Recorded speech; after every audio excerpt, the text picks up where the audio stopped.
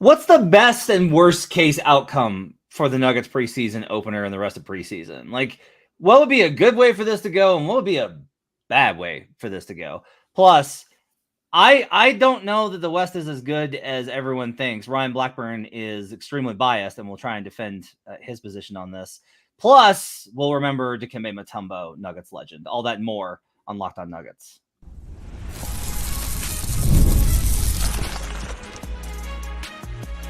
You are Locked On Nuggets, your daily Denver Nuggets podcast. Part of the Locked On Podcast Network, your team every day. Welcome to Locked On Nuggets, your daily Denver Nuggets podcast, part of the Locked On Podcast Network, your team every day. Thanks for joining us and making us part of your day. Appreciate you guys being with us Monday through Friday as we do have shows rolling for you as we head towards the season. You are, as you're listening to this, 20 days away from the start of the 2024-25 NBA season. I have a lot of writing to do. I have so much writing I have to do.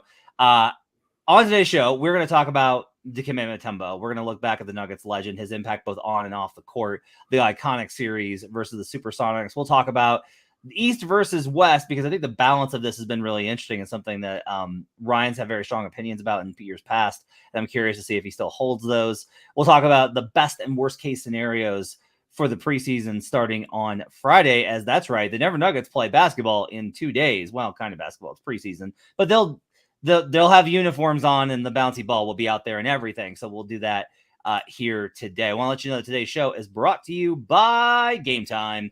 Download the Game Time app, create an account, and use code LOCKEDONNBA for $20 off your first purchase. My name is Matt Moore. I'm the senior NBA writer for the Action Network. I'm joined by Ryan Blackburn. He is from Mile High Sports. You can catch it. I almost said he's from DNVR because I've just been saying it for 6 years. It sounded weird. I'm not going to lie. I was expecting you to say Adam, if I'm being honest.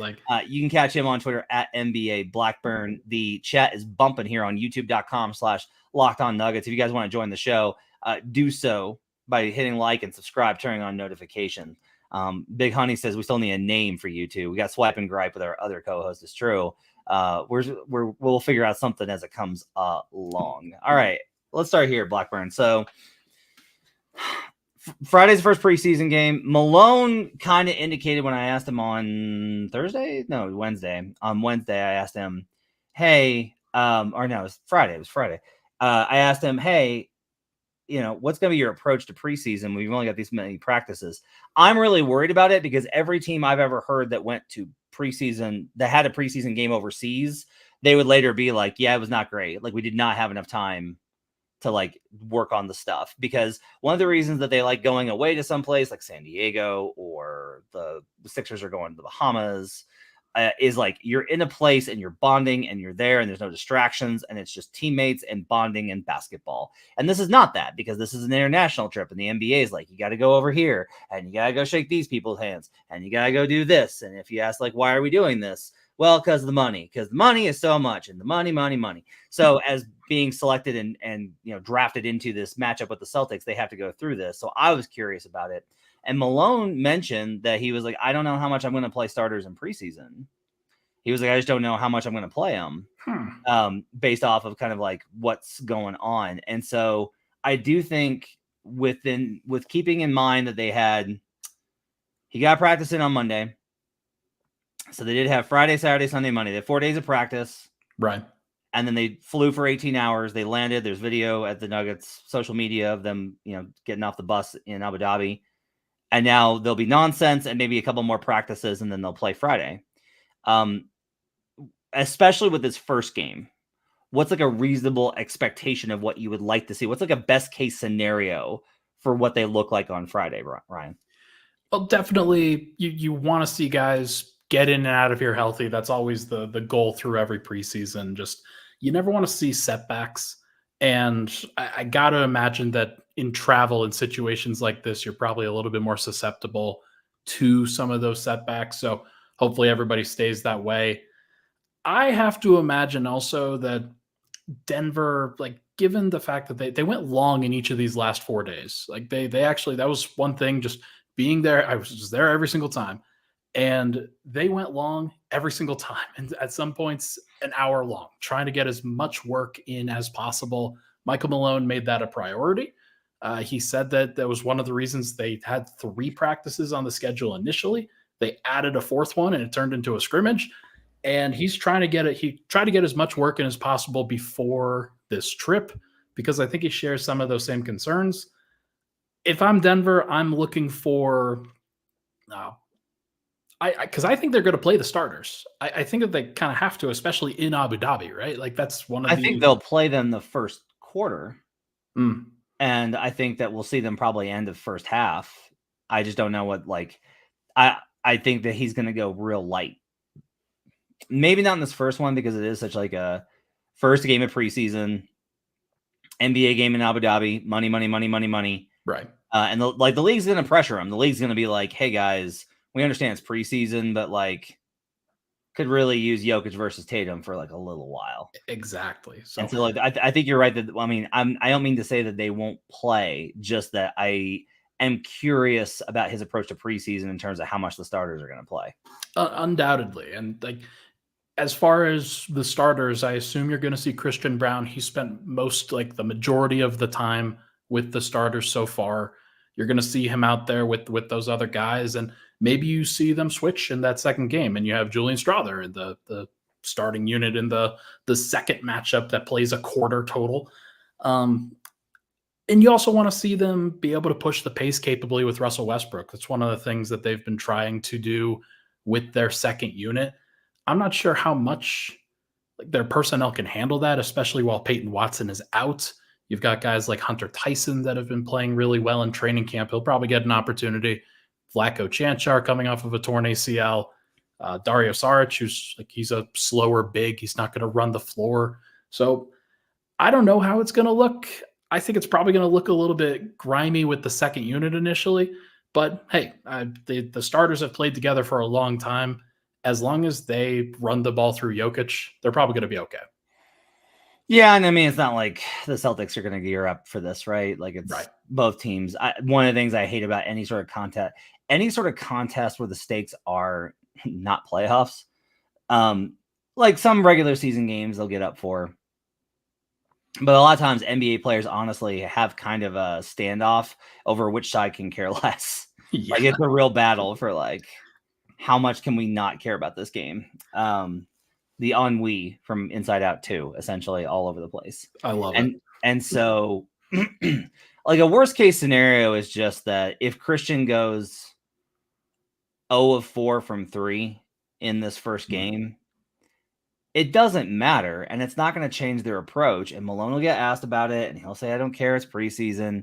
But like, we're going to have to be like, did go 0-4, right? So it's like this. I mean, this is the whole thing with him being in that starting position. And I will say, like, at this point, I would be relatively shocked if Julian Strawther was in the starting unit at any point, barring injury, within the first 2 months of the season. I think that Christian came in. I think Malone was honest that, like, hey, it's an open competition. And if Julian had come in and was genuinely a better player, I think he would have probably like forced the issue. The problem is like Julian doesn't really have an like for Julian to make that jump. It's very difficult given that Christian did play a lot of minutes with the starters. Like I asked the other starters about Christian making that integration, and like I asked Mike about it. And Mike's like, well, Christian played with us last year, so like he just knows how to do it. Yeah, and, like that really is kind of like the key here. So. What's like the worst case scenario for non-injury? Like, what's the worst case scenario for you? Like, what? Or I guess I will ask you this: if Jamal Murray looks like he did in the Olympics, would be pretty bad. How are you gonna feel? I'm not expecting that. He looked really good in the scrimmage. It was just a scrimmage, but like it's just one of those things where I think you're expecting him to look and feel a little bit quicker and get down the floor a little bit. If he doesn't do that. Or if it looks like, hey, being guarded by Derek White and Drew Holiday and Jaylen Brown is really freaking hard, and you're not getting any separation at all, then Denver has fewer answers, especially within their starting lineup than they did the previous year. That's something to monitor. I also want to see Michael Porter Jr. and if any of that added weight affects his game positively, affects his game negatively. What's it going to look like with the team? can he chase players around on the perimeter as much, or is he now just kind of a 4 masquerading as a 3? That's another thing that will probably be put into perspective by a matchup with the Celtics. In the comments here at youtube.com/LockedOnNuggets on the show, go ahead and give us your prediction of what's the thing we're going to overreact to on Friday. Good, bad, or the other. Trey Alexander, maybe it's Julian Strother lighting up Peyton Pritchard. Let me know what you think is going to be the thing we'll overreact to on Friday here on the show. Up next, we're going to talk about the East versus West. Is the Western Conference still that far ahead of the East? We'll talk about that plus a lot more here next on Locked On Nuggets.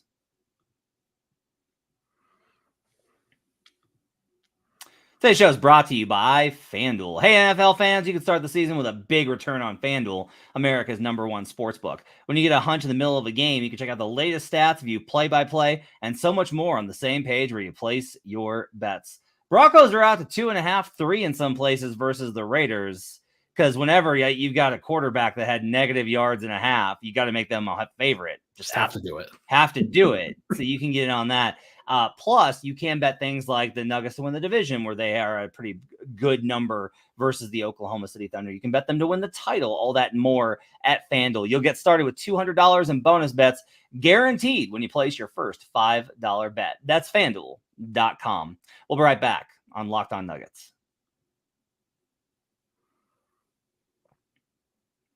Back here on Locked On Nuggets. Thanks for joining us and making us part of your day. Appreciate you guys being with us here on a Wednesday. Ryan Blackburn and Matt Moore, we're still workshopping the name of the show. There's Burn More and More Burn. Moburn. Moburn is a popular one. I don't know if that one's going to work. We'll see where we get to. All right. So, Ryan, last year in particular, I think it was last year, you were pretty harsh on the Eastern Conference and just like the general vibe of the East. And it's how weak and pathetic it was. And look, the Western Conference has been better for the better part of 4 decades. Like if you look back historically, it's almost always dominated by the West. And we look at the West this year, and in the beginning of the summer and really around free agency, it's like, man, the West is going to be a gauntlet again. And I'll tell you, like, I'm going through these numbers and I'm doing all this stuff for preseason content. We did Price Finder on Buckets, my other podcast, where I asked Sean Little, I was like, hey, between these two teams, kind of pick them. And a surprising number of teams at the top were actually from the Eastern Conference. And when I kind of look at the Western Conference and I look at these teams, look, the Nuggets are worse. I'm sorry. Like, they might end up with a better record. Maybe they win 60 games this year, but they're worse on paper than they were last year, right? They lost a starter. You lost your starting 2 guard and did not replace him. If they go more than 57 wins, then I will be very surprised. They'll just put it that way. And wow, Jokic will have dragged Michael Malone once again to even further heights. But the Wolves lost Cat. They replaced him with Julius Randle. That's a downgrade, right? They had Dante DiVincenzo, but they also got rid of veterans and added Rob Dillingham, who's a rookie. The Suns are probably better. Like, they're the one that I kind of point to and go, like, all right, that team definitely got better. By the way, you see Grayson Allen's 230 pounds now? What? Yeah, apparently that was a thing. That was something that he's listed at now. He weighs as much as Wemby? He weighs as much as Porter. That's crazy. So then we've got, like, the Lakers didn't change coaches, didn't change anything. Warriors lost Clay. They added Buddy Hield and Kyle Anderson and DeAnthony Melton, and you can make an argument there. I don't personally come out of that as a net positive, but I think it's close. They'll trade for Larry Markkinen at some point here. The Pelicans got DeJounte Murray, who some people are very on, and Brandon Ingram's still there. Like, they're half finished. The team that, like, you can really point to and be like, yes, they definitely got better was OKC. Like, they just did. They gave up nothing. They got 2 awesome players. Like, again, a masterclass by Presti.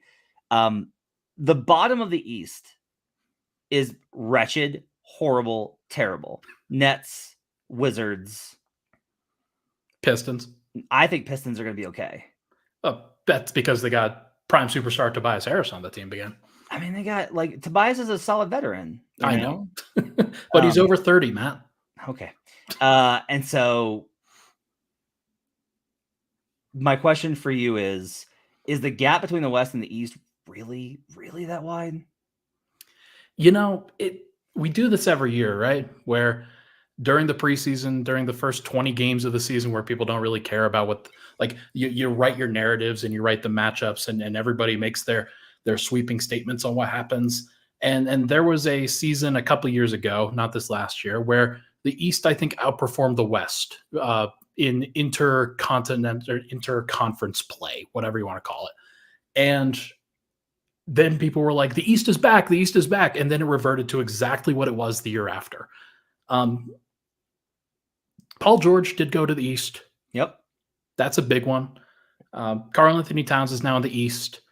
There are some reasons to believe, hey, KCP went to the East. KCP went and I think made the Orlando Magic better by making them even stronger from a defensive perspective and spacing the floor a little bit. So there are reasons to believe that the Eastern Conference will be better. I just look up and down at the entire Western Conference and think the strength of the conference is better.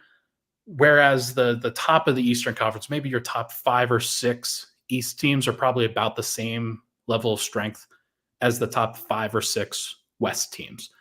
And the best team is still Boston. Like, I think we can all agree to that the best team is still Boston. And so that's usually how it works out, by the way. You get 5 or 6 awesome Western Conference teams every year and 1 to 2 Eastern Conference teams every year. And this last year was Boston, and they ran roughshod through the West or through the East. That's how it works. Yeah, I think for me, it's more a matter of, I don't know, like if things went, I asked this question of like, if things went right? No. So like if in a magical world where Embiid's able to play 70 I knew you were going to say Embiid, by the way. Like, right. But if he were to play that many games and Paul stayed healthy too, because Paul's had injury issues, if that team had just like the year where like everything clicked, like I think the Philadelphia 76ers are winning close to 60 games. They can win like 58. Yeah, I think that's a very fair estimate. Yeah. If everything clicks for the Knicks, everything snaps into place, they're probably 55 plus. Yeah. Boston's like floor is close to, it's like 52.5 if they had a year from hell. That's how high their floor is. I don't love their ceiling. I didn't love it last year. They won a ton of games. They'll win a ton of games this year. And they're also like, as much as I don't know, like they're not as good as their resume last year, but they are a great team. Like those 3 teams to me are just like, those are great teams. And then I think like I look at Cleveland with Kenny Atkinson and I'm like, there's a way that this goes together. Sure. Versus in the West, what does like the best version of a Wolves team look like? What's probably about like what it was last year, about 57? Maybe. What's like, and that's like if everything goes right and they have some pretty good health. Cat did miss some time down the stretch. I look up and down, Memphis is another one where it's like Memphis could be really awesome. Yeah. But I was also I was arguing about this with Sean today because I kind of realized, look, if we're comparing, if you're trying to level them out, right? And you got the Sixers and it's like, hey, do you want Joel Embiid or do you want Ja? Okay, well, the playoffs are a tricky thing there, but I'll go ahead and lean towards Embiid. All right, second player. Do you want Tyrese Maxey or do you want Desmond Bane? I love Desmond Bane. You want Tyrese Maxey. Okay. Do you want Paul George or Jaren Jackson Jr.? And Jaren's already hurt. You want Paul George. Yeah. And it's like, okay, so 1 through 3, you're kind of, and I think the Grizzlies overall as a team, I'm just kind of at the point where I do think last year I kind of had the impression that there were a bunch of really great teams. I'm not sure, at least right now, how many really great teams there are. And so kind of the question is, does it matter that like Houston's competitive and that does it matter that like Houston's competitive and San Antonio's competitive versus like the Hawks can't shoot straight and the Raptors are raptoring? Yeah. Like, does that matter when we're evaluating the conferences really? I think you could go about it a couple of different ways. Iron sharpens iron in a lot of that, where if you're Denver, you have to like actually try in those Houston games. You have to actually consistently put forth good effort, making sure that you're doing the right things, going about things the right way. Whereas against the Raptors, the Sixers are not going to have to think that hard about what they're going to do in those games. Okay, you're gonna attack Jakob Poeltl in space. You're gonna force Scotty Barnes to put it on the floor. You're gonna let him like you're gonna do pretty simple things. And in the end with it, I think that helps most teams like improve throughout the season. But then like that comes into question, like how hard do you try during the regular season? How hard are you forced to try? Are you as ready as you possibly could be in the playoffs when you've expended extra energy? Are you less focused if you didn't have to expend that energy? There's a couple of different ways. I could argue it like both sides, but I do think that we always do this with the Eastern Conference. It feels like this is a good opportunity to do it again. I'm going to wait and see. Okay. Up next, we'll remember Dikembe Mutombo and what he brought to the Nuggets, all the teams that he played for, the NBA, and really the world. We'll talk about that up next here on Locked On Nuggets.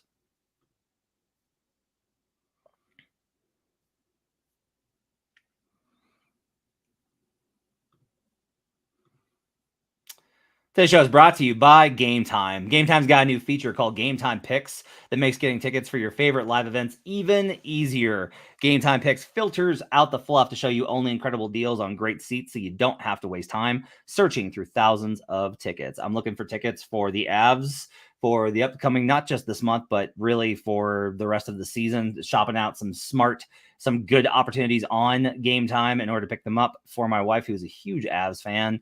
Big fan of Locked On Avalanche, which you should check out and in your podcast feeds daily, by the way.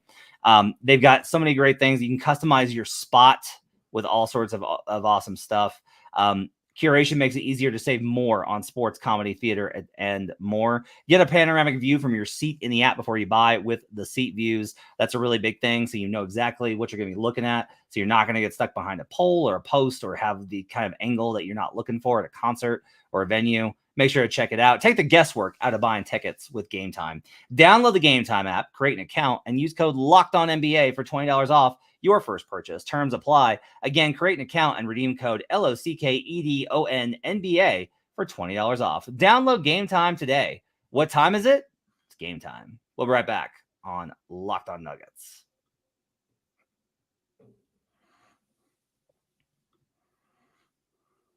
Back here on Locked On Nuggets, thanks for joining us and making us part of your day. Appreciate you guys being with us. Dikembe Mutombo passed away this week at an early age from brain cancer, and it was.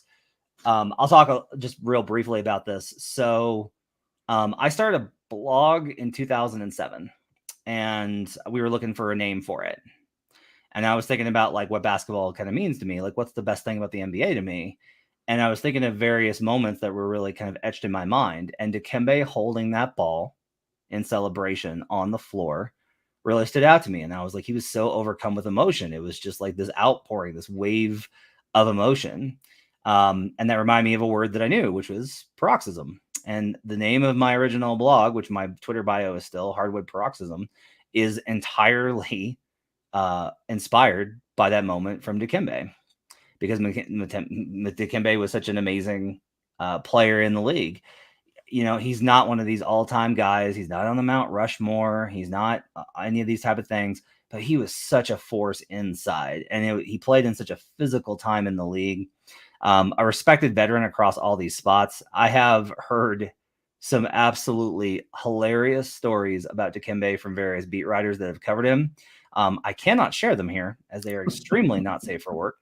But if you look up, like every year, it seems like during my career, I would get a press release sent to me about something new that Dikembe had started or done. He worked with the Special Olympics. He worked with Sport United, which was working to provide athletic opportunities for people with mental disabilities. He started a company that was trying to improve opportunities for women growers in coffee to improve that inequality in the world. Like wow. Every single year, I'm telling you. And like you click like, oh, cool, Dikembe did something different. And you just kind of pass on. And it's one of the reasons why when I get promotional emails from the league or the teams about a player doing something off the court, I do try and, as much as I can, point it out and notify it. It's actually one of the reasons I'm so frustrated with Denver, because they do a lot of stuff and don't tell anybody about it. And it pisses me off. Dikembe really embodied, I think, the best of what a professional athlete can be. which is that he competed every single night. Fans loved him. He gave everything he had when he played. He did his job, and then he gave as much as possible because you are a public persona, and how you act off court does matter. It does impact other people. And the world's a little bit darker and a little bit sadder with Dikembe Mutombo gone. Undoubtedly. Michael Malone described him at practice after the news as just a man with the biggest heart that you possibly could ask for. And it made him great to have on your team, made him great to support, made him great to follow.